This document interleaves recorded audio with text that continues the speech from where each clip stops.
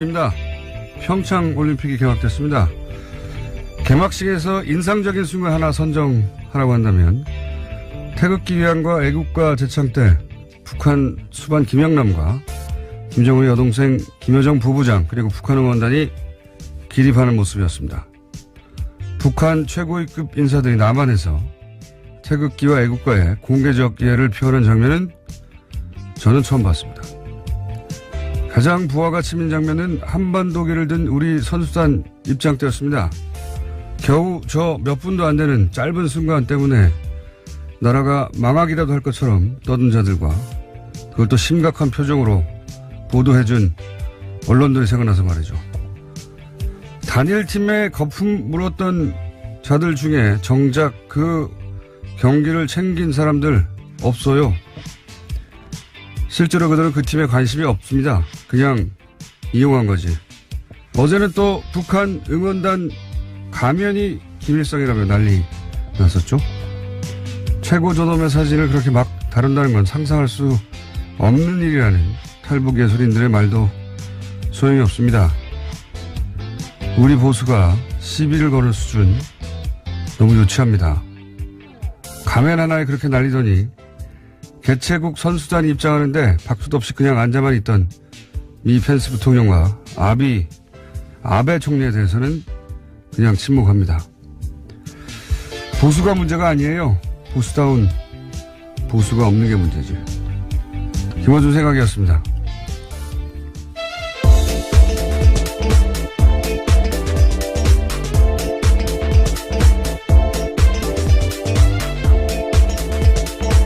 시사인의 김은지입니다. 네.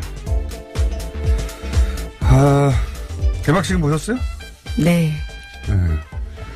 개막식 때 제일 재밌었던 장면은 뭐였습니까? 네, 말씀하셨던 장면도 인상적이었고요. 어쨌건 간에 김연아 선수가 등장하던 장면을 빼놓을 수가 없죠. 김연아 전 선수예요. 예, 거의 뭐 대명사처럼 되어 있는 거라서요. 김연아 선수라고 부르고 싶습니다. 저도 김연아 씨라고 표현해 맞는 것 같아요, 이제. 왜냐면은 직함이 없으니까. 네. 소개할 때 사람들이 그 아나운서들도 김연아 전 선수라고 하더라고요. 예, 선수라는 것 중에 처음 들어본 것 같은데, 그냥 김연아 씨 하면 될 텐데. 자, 그 판소리 장면도 굉장히 인상적이었고. 난입한 사람도 있었죠. 예. 스토리가 튄다는 장면 없었어요? 스토리요? 글쎄요, 인면조 자체가 워낙 충격적이긴 했었는데요. 저는 인면조보다 뭡니까. 아이가 커서 로봇을 만드는 어른이 된다는 장면 있잖아요. 예. 이건 뭐지 하고 빵 터졌습니다. 저는 혼자서는. 이건 좀 뜬금없다. 근데 어쨌든 김영남 여정. 예. 제가 알기로는 남한에서 이렇게 최고위급 인사가, 예. 태극기 애국가에 기립하는 거는 처음 있는 일로 알고 있고요. 예, 탈북자 출신 기자인 동아일보 주성화 기자도 그렇게 지적을 했는데요. 북한에서는 정치범으로 몰릴 일이라는 수준이라고 이야기하는 그러니까 거죠. 우리 언론이 이게 썼어야 되는 장면인 것 같고, 그리고 또 썼어야 되는 장면이 펜스 부통령과 아베가 우리가 주최국 아닙니까? 개최국. 응? 개최국이고 바로 옆에 우리나라 대통령이 벌떡 일어나서 박수 치고 있잖아요. 아니, 북한 선수들도 거기 껴 있으니까 무슨 찬양하라는 건 아니에요. 하지만 최소한 일어서기라도 해야지. 진짜 옹졸한 장면이었거든요. 그거 두고 앉아가지고 뭐하러 왔어요? 남의 잔치에 초치려고. 초대받아서 왔는데 옆에 개최국 대통령이 박수치고 있으면 최소한 일어서야 되는 겁니다. 같이. 진상이에요, 진상. 진짜. 그리고 이게 보도했어야 되는 거예요. 강력하게 비난하고. 사실 미국 부통령은 정치적으로 아무것도 아니긴 해요. 네, 그거 잠시 후에 저희가 민이랑 인터뷰, 미국에서 부통령이 가지는 이상 인터뷰해 보려고 하는데, 그 예전에 웨스트윙이라는 미드 있었잖아요. 네, 정말 재밌게 봤었는데요. 그 미드에 나오는 조크 중에 부통령에 대해서 이런 게 있어요. 어떤 사람이 아들 2명을 잃어버린 거예요. 평생 못 찾았어요. 근데 나중에 알고 보니까 한 명은 원양어선 멀리 선원으로 팔려 나가서 못 찾았고 또 한 사람은 부통령이었다고. 그 정도로 존재감이 없다라는 그러니까 의미인 거죠. 존재감이 완전 없는 게 부통령인데 그래서 펜스가 대북 정책을 결정하고 그런 건 아니기 때문에 뭐라고 떠들도 신경 쓸 건 없어요. 없긴 한데 그 우리나라에서 보도하는 거 웃긴 겁니다. 펜스는 아무런 영향이 없어요. 미국에서 대외 정책에. 자기 혼자 정치하고 가는 거지. 자기 정치하는 가는 거거든요. 근데 어쨌든 왔으면은 옆에서 일어서기라도 해야 될 거 아닙니까? 아 정말 이런 보도도 없고 보도됐어야 하는데 보도되지 않은 것들도 있고 보도할 필요 없는데 보도한 것도 있어요. 예. 네. 그 얘기 조금 더 다시 하고. 첫 번째 뉴스 뭡니까? 너무 네. 오랬네. 김정은 북한 노동당 위원장이 문재인 대통령을 평양에 초청했습니다. 사실상 남북 정상회담 제안인데요. 문 대통령은 여건을 만들어 성사시켜 나가자라고 답했습니다. 특사 자격으로 방한한 김여정 북한 노동당 중앙위원회 제1부부장이 문재인 대통령에게 평양 초청 메시지를 전달한 겁니다.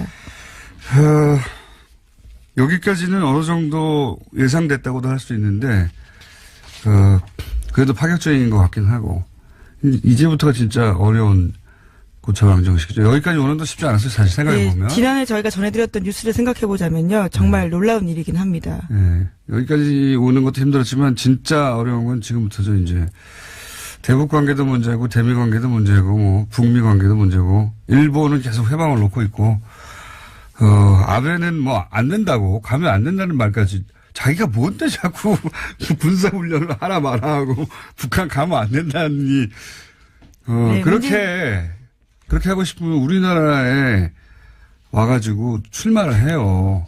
그렇게 우리나라 정책에 관여하고 싶으면은 귀화를 한 다음에 출마를 해요. 아베는 출마도 당선이 쉽지 않을 것 같긴 한데요. 당선 불가능하죠. 어쨌든 그런 말을 하고 싶은 말이죠. 예. 귀화한 다음에 출마를 하라.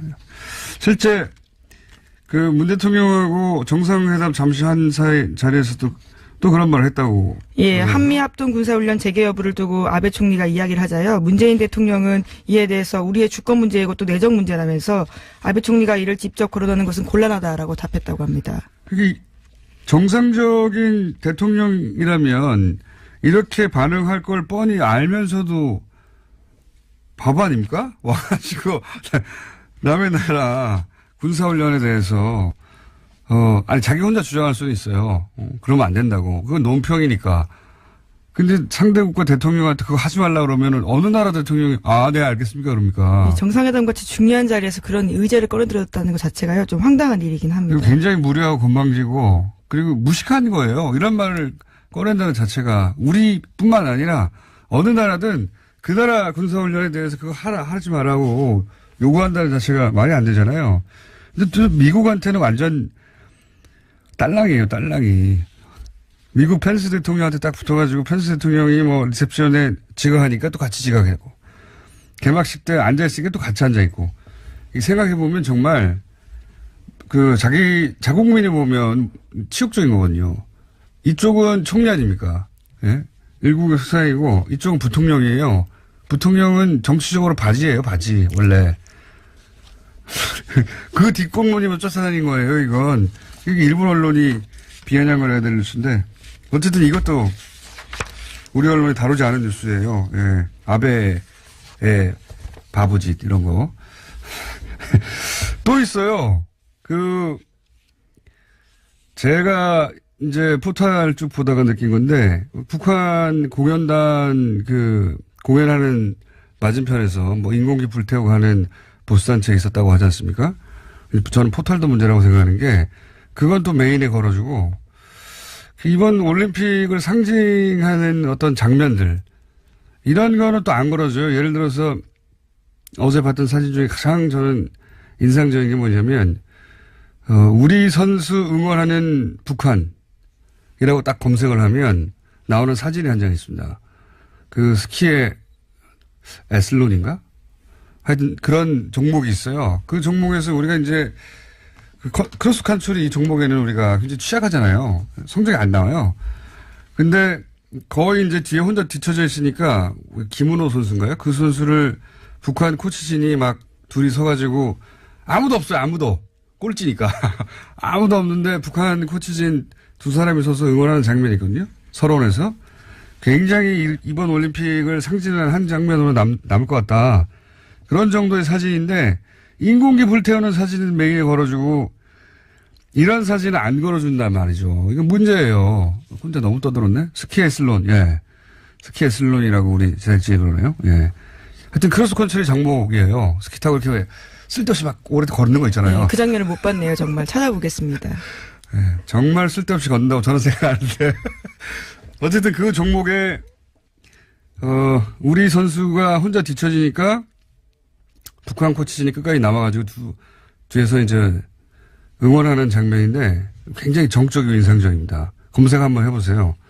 나중에 이 실시간으로 안 듣고 다운로드로 저희 방송 보시는 분들도 우리 선수 응원하는 북한, 예? 이렇게 딱 검색하면 연합뉴스에서 찍은 사진도 굉장히 인상적입니다. 예. 하여튼 보도할 건 보도하지 않고 보도 안 할 건 보도하고. 아이 참. 다음 뉴스는 뭡니까? 뉴스 하나인데 너무 오래 걸렸네. 네, 북한 응원단이 지난 10일 여자 아이스하키 남북 단일팀 경기에서 남성 얼굴의 가면을 사용했는데요. CBS가 이를 김일성 가면이라고 보도하면서 논란이 불거졌습니다. 통일부가 이에 대해서 반박했는데요. 현장에 있는 북측 관계자에게 확인한 결과 보도에서 추정한 그런 의미는 전혀 없었다. 또 북측 스스로가 그런 식으로 절대 표현할 수 없다. 라고 이야기한 겁니다. 이에 대해서 해당 언론사도 사실이 아닌 것으로 판명됐다면서 정파적 주장의 근거로 삼는 일이 없기를 당부드린다라고 공식 사과문을 게재했습니다. 하지만 보수 야당은요. 김일성 가면이 맞다면서 공세에 나섰습니다. 정말 유치뽕이에요. 이거는 이 논란은 이제 북한 리영호라는 인민 배우를 딴 가면이라고 하던데 이 가사를 들어보면 앞뒤가 안 맞게 지금 보수의 주장이 말이 안 된다는 게 확연히 드러나는 게 가사가 남자가 여자한테 휘파람으로 구애를 한다 이런 내용이거든요. 그렇죠. 설렜다. 네. 안타까운 휘파람 불었다. 집 앞에 지나가는데 가슴이 설렌다. 뭐 나도 모르게 휘파람을 불렀다 이런 내용이란 말이죠. 저희가 그래서 그 대목을 준비를 한번 해봤어요. 한번 들어보시죠.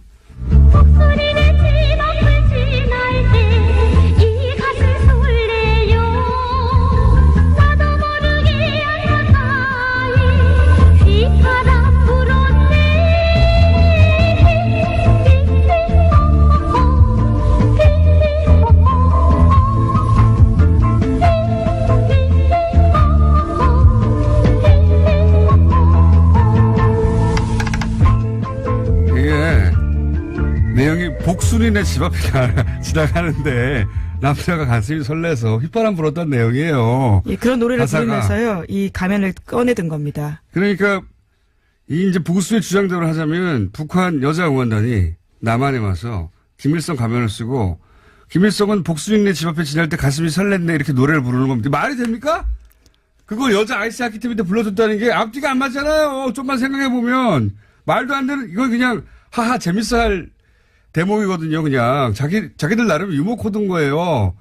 이 노래 자체가 남자가 여자를 향해서 부르는 거고 그리고 선수들이 여자 하키 선수들이고 자기들이 여자 응원단인데 이 노래는 그 신나니까 불러줘야 되겠는데 남자가 부르는 거니까 남자 가면을 쓴 겁니다. 일종의 퍼포먼스를 했다라고 볼 수 있을 텐데요. 자기들 나름 유머 코드에 너무 간단한 건데 이걸 갖다가 김일성 눈에다 구멍을 어떻게 뚫어요? 네, 생각해 보세요. 심지어 바닥에 둔 가면도 있었다라고 합니다. 아니 생각해보세요. 김일성의 가면이다. 본인들한테는 정신적인 뭡니까? 아버지 같은 종교적인 존재잖아요. 근데 그 가면을 맞는 다음에 거기다 눈에다 구멍을 어떻게 뚫습니까? 진짜 내용으로도 앞뒤가 안 맞고 이 찌질해서 못 봐주겠어요. 이건 진짜 이 시비는. 또, 저는 일화를 보면서 보수가 이걸 시비 거는 게 한쪽 면에서는 이해가 가는 측면이 또 있었던 게 뭐냐면, 유승민 대표가 지난 총선에서 탈당할 때, 그때 걸려있던 박근혜 전 대통령 사진을 사무실에서 떼가지고 가져가네, 못 가져가네 이런 적이 있었어요. 네, 그렇죠. 소위 존용 논란이라고요. 그래서 그걸 존용이라고 불렀는데, 예. 진짜 촌스러워가지고, 사진이지 무슨 존용입니까? 근데 이제 그런 멘탈리티가 보수한테 있단 말이에요. 그래서 그 사진은 김일성 주석이 틀림없어 이렇게 스스로 생각하는 멘탈리티가 있을지 모르겠는데 조금만 더 생각해보면 그러면 그 눈에다 구멍을 뚫을 수가 없어요. 생각해보세요. 예, 심지어 바닥에 내동동이 쳐진 것도 있었습니다. 바닥에 어쩌다 흘렸다고 쳐요. 그건 실수라고 하면 할 수 없지만 그런 사진에다 박근혜 사진에다 구멍을 뚫어가지고 눈에 유승민 대표가 가면 쓰고 나옵니까? 예, 촛불 집회 때 그런 게 꽤 있었습니다. 그거 웃기라고 한 거고요. 아이, 진짜. 네, 그런데 이에 대해서 앞뒤가 맞아야지. 예. 하태경 바른정당 의원이 가장 목소리를 높였는데요. 김일성을 연상시킨다는 점은 누구도 부인하지 못한다면서요. 가면 응원 금지를 촉구했습니다. 예. 또 국민의당에서도 논평을 냈는데 김철근 대변인은 우리 국민과 언론이 김일성 가면으로 인식하면 김일성 가변인 거다라고 주장했습니다. 아니, 저는 보수에서 그런 주장을 하는 거는 한편으로 웃기지만 항상 그래왔으니까 그런 얘기 합니다. 근데 거기서 국민의당이 또 튀어나와가지고 언론이 김일성으로 인식하면 김일성이다. 이게 말이 되는, 그러면 지난 대선 때 홍준표 대표가 토론회 때 안철수 대표한테 초딩이라고 했어요. 초딩이라고. 그리고 그러면 언론이 초딩 같다는 여론이 있어. 그 기사 쓰고 댓글로 안철수 초딩 이러면 안철수 초딩 되는 겁니까? 그냥? 인정해야 되는 거예요? 국민의당에서? 말도 안 되는 논평을, 진짜 논평할 가치가 없어요. 저는 그런 생각이 들어요. 이 올림픽이 우리나라의 보수 또는 언론의 수준 또는 뭐 포털의 문제를 한꺼번에 다 드러내고 있다. 어떻게든 망했으면 좋겠는 거예요. 올림픽이 그냥. 아주 올림픽이 성공할까 봐 전전긍긍이에요, 다들. 정말. 망했으면 좋겠다. 제사를 지내고 있어요. 어쨌든, 제가 보기에 이 올림픽을 나중에 상징하는 한 장의 사진으로, 남을 대표적인 후보 중에 하나다 하는 사진이 있어요. 우리 선수 응원하는 북한, 이렇게 포털에서 응원하시면 나오는 사진 한 장 있습니다. 사진만 봐도 아무런 설명이 없이도 모든 게 설명이 되는 아주 상징적인 장면이 이때까지 뭐 며칠 안 됐지만 본 사진 중에는 가장 인상적이었다. 이 올림픽에 더 시간이 다 갔네? 자, 올림픽 아닌 뉴스 하나 합시다. 예. 네, 삼성전자의 다스 소송비 대납 관련해서요. 지난주에 전해드린 바가 있습니다. 중요한 뉴스입니다. 굉장히 주목할 만한 뉴스라고 제가 말씀드렸는데. 이에 대해서 검찰이요. 제3자 뇌물죄가 아니라 뇌물죄로 판단했다고 오늘 아침 경향신문이 보도했습니다. 이게 무슨 얘기냐면요. 다스 주인이 이명박이라고 법리를 구성해야 기소할 때 이 뇌물죄로 보는 거거든요. 네, 당사자에게 직접 줬다라는 그렇죠. 거니까요. 그러니까 검찰은 다스의 실소유주는 이명박 전 대통령이라고 보고 지금 혐의를 구성하고 있는 거예요. 뇌물죄. 예. 네. 미국의 법무보임인 에이킨 건프인가요? 네. 예, 에이킨 건프라고 합니다. 여기는 삼성전자 대리하던 원래 대형 로펌이거든요.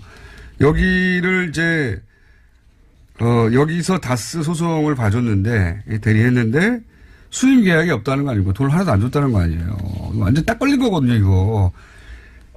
여기 사건까지 파고 들어간다는 건 삼성이, 그러니까 검찰이 지난 시간에 좀 엄청 받았다는 겁니다.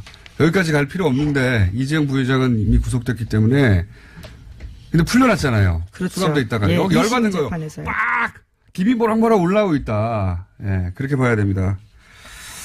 자, 그러면 이제 그때 우리 MB께서 삼성한테 봐준 게 뭐냐 이 얘기가 이제 계속 이어져 나오겠죠. 예, 대가가 무엇이냐에 대해서는 지난주부터 잠깐 말씀드린 바가 있는데요. 우선 당장 대표적으로 떠오르는 것은 삼성이 받은 그렇죠. 특별사면이고요. 뿐만 아니라 2009년 7월달 국회에서 통과된 법이 있습니다. 금융지주회사법 개정안인데요. 이두영 씨도 삼성용이다라는 지적이 있었는데 개정안은 금융지주회사가 비금융 자회사를 소유할 수 있도록 하는 건데 지배체제를 강화시켜줬다라는 비판이 있었습니다.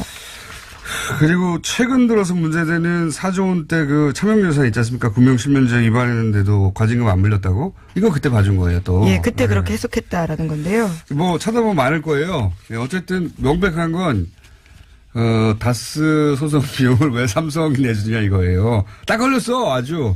딱 걸렸고 앞으로는 요 사안이 흥미진진하게 전개될 것이고 검찰이 여기까지 갔다는 건 이재용 부회장 석방, 아주 열이 받을 때를 받았다. 그런 사인으로 보면 됩니다.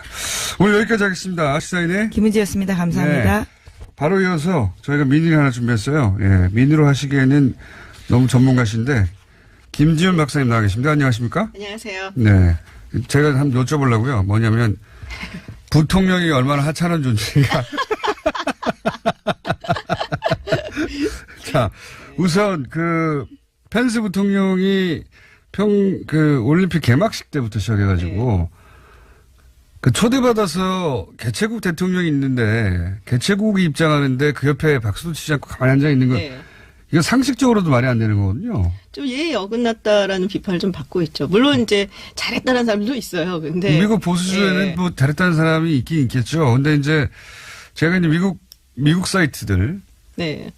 미국 사이트들 중에 좀 여론 뭐랄까요? 그 여론 동향을 살펴볼 수 있는 미국 사이트 몇 개 있잖아요. 네. 뭐 레딧이나 뭐 이런 몇 군데 가보니까 거기서도 욕하고 난리 났어요. 그렇죠. 일단은 그래도 호스팅 컨트리가 입장을 하는데 네. 앉아 있는 건 예의가 아니다라는 것과 그리고 왜 그랬는지 다들 짐작은 하지만은 이게 어떤 국가에 대해서 뭐 이렇게 존중을 해준다는 게 아니라 이게 선수들이 입장하는 거 아니냐. 그러니까요. 이게 선수들인데 그에 대한 존중을 보이는 거고 뭐가 그렇게 어렵다고 이렇게 쫌팽이스럽게 뭐 9살짜리 뭐 초딩이냐 뭐. 그러니까요. 미국 내에서도 그런 표현들 그러니까 정치적 메시지는 알겠는데 네. 굉장히 세련되지 못하고 어린애 같은 짓이었다고. 그런 얘기들을 많이 네, 하죠. 욕 많이 먹고 있어요. 네. 거기서도. 자, 그런데 미국 부통령이란 어떤 존재입니까? 말씀하셨잖아요. 하찮은 존재. 그게 원래 초대 부통령이자 2대 미국의 대통령이었죠. 존 아담스가 했던 얘기죠. 그러니까 인간이 만들어낸 지위 중에서 가장 보잘것없고 하찮은 게 부통령이라고 했는데 근데 그 당시에는 사실 뭐 대통령도 아주 큰 권한이 있었다고 보기 좀 힘들고 최근 들어서는 부통령이 큰 권한이 있었던 적이 있죠. 뭐 딕 체이니라든지 조지 W 부시 대통령의 부통령이었고 바이든 부통령도 사실 오바마 대통령이 어떤 외교안보에 있어서 큰 이렇게 뭐 경험이 없었기 때문에 그런 부분을 좀 보완해주는 대통령이 그렇게 써먹으면 또 써지는 게 부통령인데. 그렇죠. 안 쓰면 그냥 하는 일이 그 장례식장 가는 거예요. 맨날. 결혼식도 가고. 그러니까 장례식 가고 결혼식 가는 게 제일 중요한 일이라고 알려진 게 부통령인데 펜스 부통령은 사실은 트럼프 대통령은 어느 누구도 키우지 않으니까요. 펜스 부통령은 더더욱이 존재감이 없긴 한데 펜스 부통령의 정치적 성향은 어떻습니까? 그러니까 펜스 부통령이 자신을 규정을 할 때 그런 얘기를 했어요. 나는 첫 번째로 크리스찬이고 두 번째로 보수주의자고 세 번째로 공화당원이다. 그러니까 삶에 있어서 종교가 굉장히 많은 부분을 차지하는 근본주의자. 보검주의. 흔히 말하는 그렇죠. 미국 내. 그래서 뭐 보검주의. 얘기하고 나면 뭐 되게 좋다고는 하더라고요. 사람들이 다 좋아는 하는데 그래서 이제 그 공화당의 어떤 전통적인 보수주의자들, 또 뭐 기독교 근본주의자들의 표를 얻기 위한 선택이었죠, 사실. 기독교 근본주의자다. 네. 그래서 외교안보 쪽을 보완을 해준다든지 뭐 이런 역할을 했던 건 아니고요. 뭐 체니나 뭐 바이든 부통령이 했던 것처럼 그쪽의 아젠다를 끌고 나가고 뭐 의제를 선점하고 뭐 이런 스타일은 아니고요. 지금 보면 이제 뭐 외교안보 라인에서 백악관을 보면은 이제 두 파가 갈려져 있다고 보시면 돼요. 그러니까 매티스 국방장관하고 틸러슨 국무장관이 이제 한 라인이고 거기에 이제 켈리 비서실장이 좀 있고 그 다른 한쪽이 이제 맥메스터 국가안보부 장관 같이 강성 거기에 이제 우리나라에 잘 안 알려져 있지만 매튜 포틴저라고 있어요. 지금 이제 동아시아 선임 보좌관인데 네. 그 사람이 이제 굉장히 강경파예요. 그리고 이제 거기에 몇번 오지 않았습니까? 왔었어요. 네. 네. 올 5월에 때마다 왔었고. 기분 나빴어요. 하는 말이. 네. 네, 거기에 이제 편승해서 좀 간다라고 볼 수 있는 게 뭐 니키 헤일리 그 유엔 대사죠. 뭐 그렇게 뭐 외교안보 쪽에 많이 알진 않는데 그쪽으로 많이 가 있는 것 같고 굳이 펜스 부통령이 어느 쪽이냐라고 한다면 잘 모르겠어요. 말씀하신 대로 존재감 없지만 요번에 와서 했던 뭐 여러 가지를 봤을 때 보수적인 개신교가 예. 가진 입장. 북한은 뭐 거의 뭐 악마의 국가고 악마 국가라고 생각하는 입장이고. 근데 이 펜스 부통령의 한 말이 미국의 대외 정책에 영향을 좌지우지한다든가 할 리가 없기 때문에 네. 그 말은 신경 쓸 필요가 없는데 하여튼 예의가 없다는 겁니다. 기본적으로. 뭐 메신저 역할로 왔고 그 부분에 있어서 자신의 본분을 굉장히 충실하게 수행을 했다라고 보여져요. 어쩌면 이제 트럼프 대통령이 좋은 건 자기가 다 하려고 펜스 부통령한테 가가지고 초치고 오라고 했을 수도 있어요. 뭐 나쁜 경찰, 좋은 경찰 역할 뭐 이런 거. 그러니까요. 푸크 배드캅 하면서요. 가서 그 역할을 부여했고 그 역할에 딱 들어맞는 대단히 보수적인 그러니까 이명박 전 대통령이 서울시를 하나님께 봉헌했다는 발언으로 난리가 난 적 있지 않습니까? 네. 그걸 근데 공개적으로 하는 사람이에요. 자기는 기독교가 제일 우선이다. 네. 자기를 지키는 원칙은.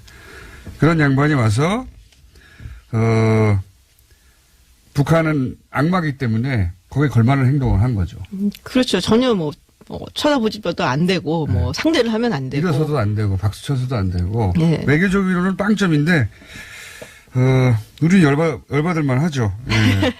실제 여기에 대한 미국 언론들의 반응은 없습니까? 펜스 부통령이 가가지고 잘했다, 잘못했다, 바보였다, 뭐 이런 식의. 제가 이제 본 게 그 월스트리트 저널하고 타임즈에서 나온 거, 뭐 그걸 이제 다른 데서 또 이렇게 계속 내니까 보면은 뭐 그렇게까지 뭐 약간 이런 반응이 좀 있죠. 거기 가서 그렇게까지 했어 이런 거요? 예. 그리고 한국 측에서 상당히 노력을 해서 좀 어떤 평화 무드를 만들어 보려고 하는데 펜스가 초를 쳤네. 뭐 약간 아주 막 비판을 강경하게 한다기보다 뭐 조금 팩트를 보도를 한 와중에 이렇게 그럼 어쩌려고 그러는 거야? 뭐 약간 이런 분위기라고 할까요?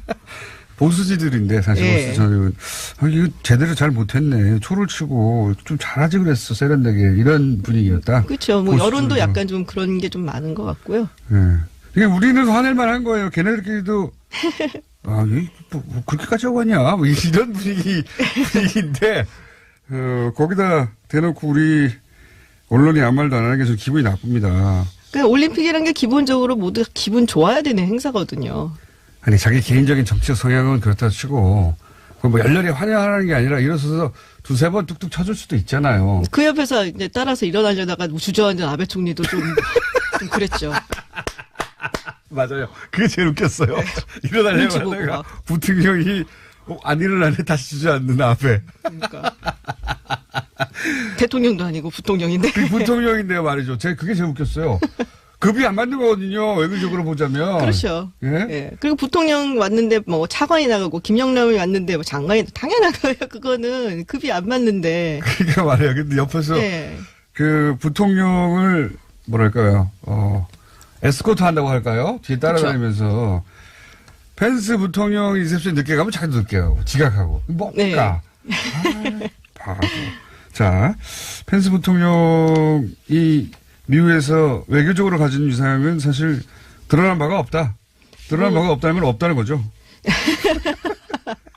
국내 정치용이라고 보시면 돼요. 국내 정치. 예. 특히 이제 보수 개신교들 자기들 그렇죠. 하는 국내 이 리셉션을 5분 만에 퇴장했다 이것도 있잖아요. 그렇죠. 이거는 뭐라고 보도하고 있습니까? 그 부분에 대해서도 근데 그걸 굉장히 막 아주 비판하고 뭐 이런 것보다 그랬다더라 그러면서 뭐 비슷한 어조예요. 이런 이제 남북한 간의 뭐 화해 무드나 아니면 북미 간의 어떤 대화 모드 뭐 이런 걸 만들어 보려는 노력에 뭐 약간 뭐 찬물을 끼얹은 것 같다 뭐 이런 식의 찬물을 끼얹은 보도. 것 예. 같다. 바지 사상이니까요. 근데 그러한 보도도 하지 않았습니까? 트럼프 대통령이 만나긴 만나더라도 카메라 없는 데서 만나라. 예. 근데 아예 안 만난 것 같아요. 그렇죠. 아예 안 맞는 것 같죠. 예. 이게 이제 그 카메라 없는 데서는 네가 요령껏 네. 잘 상황에 맞춰서 북한과 만나라 이런 얘기를 했다고 뉴욕타임즈인가요? 뉴욕타임즈가 보도를 했죠. 그런 보도를 했거든요. 그러니까 잘 해라. 우리 이 방송 용어는 하지만 유두리를 잘 발휘해가지고 카메라 없는 곳에서는 자기 영향껏 뭘 해라. 네. 뭐 이제 인사 나누고 얼굴 마주치고 뭐 할 말 있으면 하고 나 돌아와서 기뜸해다 이런 건데 아무것도 안 한 거죠. 약간 좀 굉장히 외골수의 원리 원칙주의자니까 본인이 생각하기에 아주 원리 원칙에 대해서는 철저하게 지키고 간 거죠. 그렇군요. 예. 이 북한이 제안한 정상회담에 대해서 백악관의 반응이나 미국 언론의 반응은 어떻습니까? 뭐 지금 아주 명확한 반응은 없어요. 근데 한국 측하고 뭐 면밀하게 뭐 조율을 한다 뭐 이런 얘기가 소리. 있고 그렇죠. 그래서 뭐 그 나가기 전에 이제 펜스 부통령이 그 기자회견 비슷한 게 좀 있었어요. 그리고 고위 관계자들의 이제 또 얘기가 있었는데 굉장히 강조를 많이 한 것은 한미일 간의 공조는 뭐 물샐 틈이 없다. 무슨 뜻? 예, 굉장히 공고하다. 그리고 뭐 경제 제재도 계속될 것이다. 펜스는 안 보내는 게 좋겠어요. 물 많이 새요.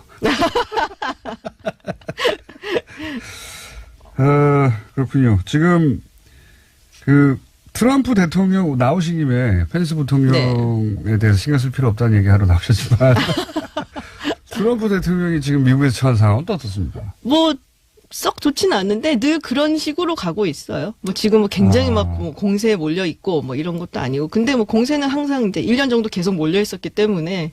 근데 요새 그게 좀 익숙해진 상황이군요. 그렇죠. 이제 약간 국민들도. 매너리즘에 빠졌고 예. 그리고 약간 지지율도 언거저춤 위기 계속 이거군요. 예. 뭐 지지율도 뭐 조금 올라간 것 같아요. 뭐 하도 뭐 경제가 좋다 그러는데, 근데 요새 이제 금융시장이 좀 이제 약간 왔다리 갔다리 하고 있으니까 좀 영향을 받지 않겠나라는 생각도 들고. 지지율이 올랐다는 건 얼마에서 얼마까지 올랐다는 겁니까? 뭐 이제 이제 40% 언저리쯤도 간다. 그 전까지는 이제 35에서 40의 박스권에 있었는데 이제 가끔씩 그걸 치고 올라가는. 40도 역대차 아닙니까? 뭐 그렇기는 하죠. 네. 근데 뭐 이제 뭐 새삼스럽지도 않고 사실은. 이게 익숙해지는 게 문제예요. 지금 제가 맞아요. 보기엔 예. 미- 놀랍지도 않고. 제가 보기엔 미국 언론들이 미국 국민들이 트럼프 익숙해지기 시작했다. 예. 그 보던 얼굴이 계속 좀 익숙해지면 또 이게 선거도 있고 하니까. 너무 충격을 센 걸 계속 받다 보니까 웬만한 일을 충격을 안 받고 그러려니. 조금만 잘해도 잘하는 것도 있나 이렇게 되는 거 아닌가 싶기도 하고. 그렇죠. 네, 알겠습니다. 일본 아베 총리에 대한 보도는 없어요? 아베 총리 얘기는 별로 없었어요. 뭐 펜스 부통령 얘기는 좀 있었는데 아베 총리 얘기는 글쎄 제가 못 본 것 같은데요. 약간 크게는.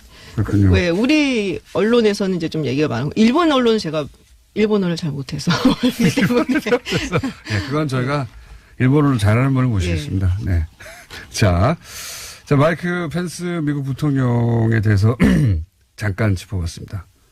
여기까지 하겠습니다. 감사합니다. 고맙습니다. 네. 김지윤 아산정책연구원 연구위원이었습니다. 부회장의 판결문이 공개됐습니다. 자, 드디어 이제 이 판결문을 저희가 하나하나 뜯어서 분석을 할 예정입니다. 지난번 1심 때도 저희가 2주에 걸쳐서 이정열 전 부서판사님 나오셔서 분석을 했는데 이번에는 석방이 됐기 때문에 더 길게 할 수도 있습니다. 안녕하십니까? 안녕하십니까? 네. 판결문 분석 기사가 나올 줄 알았는데 분석 기사가 없었어요, 그동안. 그죠? 예, 그렇게 생각보다 많지 않았고, 오히려 이게 뭐, 쟁점이랄까, 그게 그 판결을 선고한 정영식 부장판사 쪽에 쏠리면서. 개인한테만 쏠렸지, 예. 실제 판결문이 어떻게 됐는지는, 예. 아니, 이미 사실 이정 부회장 그 석방과 관련해서 기사가 없어요. 그렇죠. 이제. 저는 일부러 올림픽 직전에 했다고 저는 보는데, 예, 네. 기회를 그렇게 잡았다고 저는 혼자 생각합니다. 근거는 없습니다. 근데 그 덕분인지 뭐 그걸 노린 건지를 떠나서 실제 기사가 없어 이제 이재용 부회장. 예. 지금 한겨레에서 그래도 막 한 거의 매일 하나 정도씩은 올려주고는 있는데, 예. 뭐 다른 언론에서 거의 받쳐주지를 않는 데다가 한겨레에서도 쓸 수 있는 기사가 이제 좀 한계에 도달한 거 아닌가 하는 그런 느낌이 좀 들더라고요. 그래서 이제 기사 쓰시라고 저희가 전문가가 이제 오늘 다 할 수 있을 리가 없기 때문에 앞으로 네. 계속 하겠다는 예고를 미리 하고 분석을 할 텐데 방금 제가 짧은 단신을 하나 전해드리면 우리 선수 응원하는 북한이라고 하는 사진 좀 찾아보라고 했더니 지금 네이버에 실시간 검색어 1위예요 이게. 네이버 저런. 방심했어요. 월요일 아침인데 이렇게 근무 태만 해도 되겠습니까? 우리 선수 응원하는 북한 현재 네이버 실시간 검색 1위입니다. 예, 한번 검색해 보세요. 아직 사진 보셨어요 혹시? 예. 아까 방송할 때 잠깐 예. 검색해 아니, 근데 보셨죠? 저 검색어 1위에 올라가는데 저도 좀 기여를 한 셈이네요. 예. 사진 어떠셨어요? 보기 좋죠, 저요. 아니 사진 자체로 굉장히 예. 인상적입니다. 예. 그게 원래 그 퓰리처상 같은 거 이렇게 예. 시상할 때 보면 사진 한 장에 모든 메시지가 다 담겨 있잖아요. 그렇죠. 그런 사진이 좋은 사진이죠. 그런 사진입니다 보면 이 호흡알판 선언의 거의 꼴찌거든요. 꼴찌인 것 같아요. 아무도 안 남아 있으니까 이제 우리 선수들이 약한 종목인 거겠죠. 근데 거기서 이제 북한 코치진만 몰뚱하게 나와서 추워 죽겠는데 주머니에 손 꽂고 응원하는 모습이에요. 굉장히 이상적입니다. 오히려 막 손 들고 막 이렇게 플랜카드 흔들고 그랬으면 이 사진의 느낌이 좀 덜했을 것 같은데. 그 사진 보면서 이재용 부회장 판결 해설을 하려고 하는 우리 뉴스공장의 모습이 아닌가 혼자 남아가지고 이렇게 하려고 하는 그 모든 국민들의 응원을 받고 있는.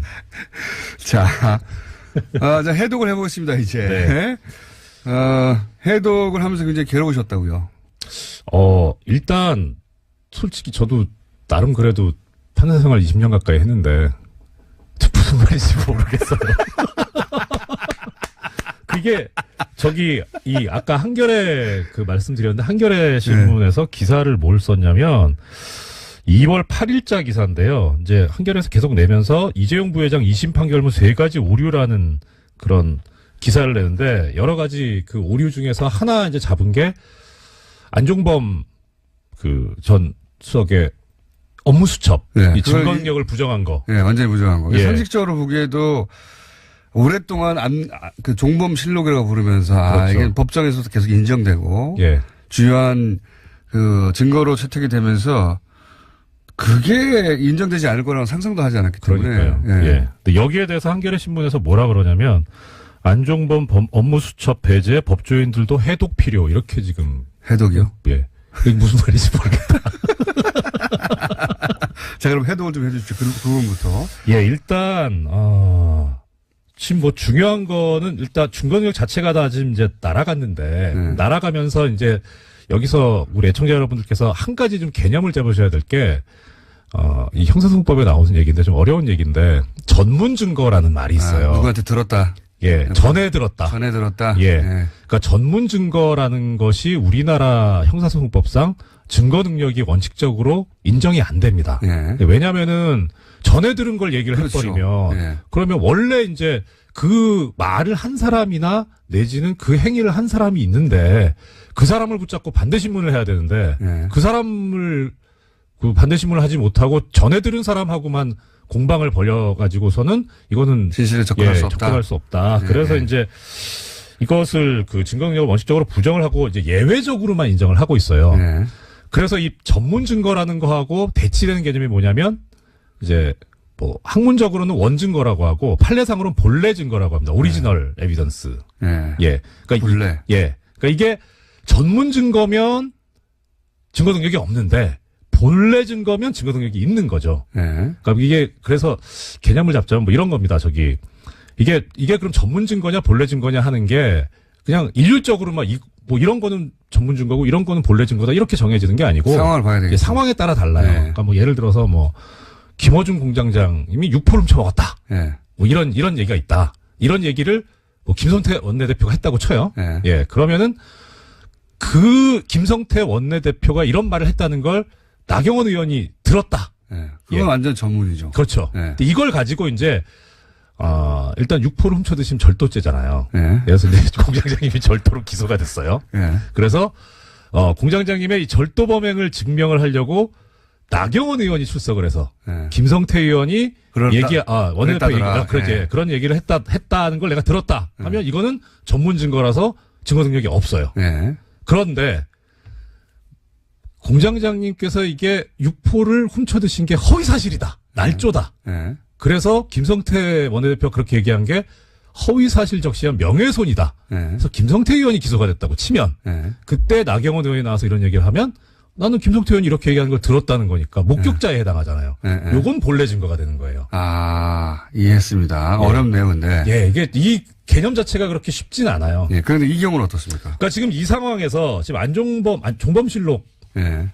뭐냐면 내가 그 업무를 수행하면서 박근혜 피고인이 이야기하는 것을 그대로 받아 적었다는 그러니까 거잖아요. 본인 주장은 자기 생각은 하나도 없고 그대로 받아 적었다는 말이니까. 그렇죠. 예. 예. 여러 그러면- 차례 얘기했던 거예요. 예. 그 이제 진술에도 나오고 증언에서도 나옵니다. 예. 그런데 박근혜 피고인이 한 얘기를 그대로 받아 적었는데 그 받아 적은 내용이 뭐냐면 예. 만약에 그게 박근혜 피고인과 이재용 피고인 사이의 대화 내용을 적었다 예. 하면 그거는 전문 증거가 되는 거죠. 예. 박근혜가 전해준 이재용의 말이니까. 그렇죠. 예. 예. 그러니까 이거 전에 들은 거니까 전문 증거가 돼요. 예. 근데 그런 경우에는 이제 증거 능력이 없게 되지만 예. 요는 박근혜 피고인이 이런 말을 했다라고 예. 하는 거는 안종범 피고인이 겪은 거잖아요. 직접 적은 거. 그렇죠. 겪은 그러니까 거죠. 박근혜 피고인이 이런 말을 했다라는 그걸 증명하기 위해서는 이건 전문 증거가 아닌 거죠. 그렇죠. 본래 맞아요. 증거죠. 음. 그래서 이게 대법원 판례도 뭐라 그러냐면 그 사실 자체 예. 이런 진술이 존재한다는 사실 자체는 그거는 전문 증거가 아니다. 이해했습니다. 예. 이해했습니다. 지금 안종범 실록은 바로 그런 경우에 해당되는 건데. 그렇죠. 예. 예. 근데 여기서 지금 문제가 생겨버린 게 뭐냐면 1심 판결에서 네. 이제 이 종범실록의 증거 능력을 인정하면서 뭐라고 썼냐면은 조금 전에 말씀드린 것처럼 이런 지시가 있었다는 것 자체, 네. 그다음 더 나아가서 그 진실성을 인정하기 위한 그런 정황 증거로서의 정황 증거로 사용하려면 그때는 본래 증거로서의, 그러니까 전문 증거가 아니다 이런 식으로 써버립니다. 근데 이거는 진실성은 사실 조금 문제는 있어요. 네. 그러니까 왜냐 아까 말씀드렸던 대로 안종범 수석 같은 경우도 전해 들은 거니까. 그러니까 거기까지는 가면 안 되고 그냥 이런 지시가 있었다는 사실 자체를 증명하기 위한 증거. 네. 라면 증거 능력이 있는 거니까. 네. 그래서 지금 두 가지를 사례로 들었는데 1심에서 앞부분은 맞고 뒷부분은 틀려요. 제가 네. 보기에는. 네. 근데 항소심에서 보기엔 뒷부분이 틀리거든요.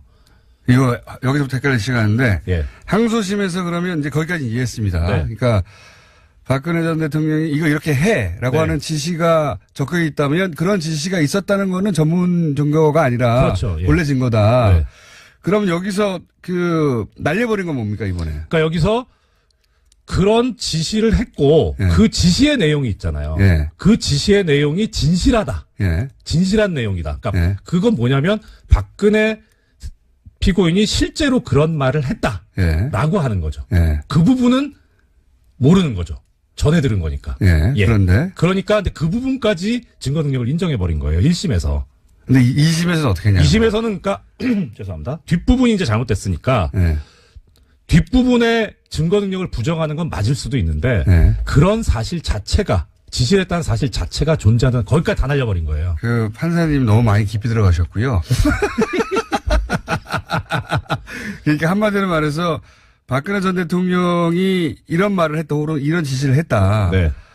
라고 하는 그 상황 자체를 적어놨는데 그 네. 지시를 받았고 그걸 적은 거예요. 네. 그걸 부인해버렸다는 얘기는 그렇죠. 이번 판결은 대통령이 그런 말 했는데 안종범 수석이 자기 마음대로 딴 걸 적었다는 식으로 해석한 거랑 마찬가지 아닙니까? 아, 그거는 이제 증거 능력의 문제가 아니라 증명력의 문제라 그래서 이거 믿을 수 없다. 왜냐면 자기 가치가 들어갔으니까 이런 문제고 이거는 증거 자격의 문제라서 네. 아예 그러니까 인정 자체가 이건 없는 거와 마찬가지죠. 예, 이거는 증거로 채택할 자격 자체가 없는 거다. 고려 대상조차 안 된다. 이렇게 그러니까 해버린 거예요. 수석이 대통령 앞에서 그대로 받아 적었는데 네. 이거 증거 안 돼. 그렇죠. 이건 네. 쳐다봐서도 안 되는 거야. 예. 이런 거라서 그러니까 요는 그거예요. 판사님 그러니까 시간 확보를 위해 가지고 네. 많이 나오시려고 너무 어렵게 들어가는 거 아니에요? 이게 그만큼 이게 어려운 문제기도 하고 그러니까 결론만 말씀드리면 이 부분에 관한 것은 항소심 판단은 대법원 판결과 다릅니다.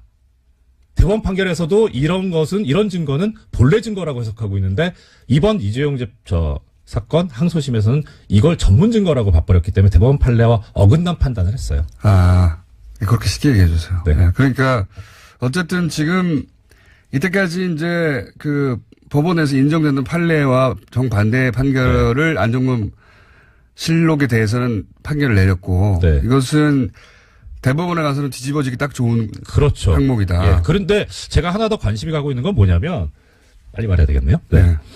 이게 본래 증거냐 전문 증거냐 이거 하는 거는 사실 제가 뭐 말주변이 좀 부족하고 그래서 이렇게 설명을 잘 못 해드려서 그렇지 법조인 애들은 좀 어차피 기본적인 개념이거든요. 이게. 법조인 애들. 그러니까 다른 사람도 아니고 이거 고등법원에서 이거를 헷갈린다는 게 있을 수 없습니까? 이걸 뭐 있을 수도 있는데 네, 바보. 자세가 안 돼 있는 거죠 기본적으로. 자세가 안 돼 있다. 그러니까 오히려 설마 이걸 몰랐을까라는 생각이 드는 것보단 이거 뭔가 알고서 의도가 이렇게. 있구나. 네. 이걸 모를 리가 없는 구구단에 해당되는 거기 때문에 그러니까. 부장 판사 정도면 예.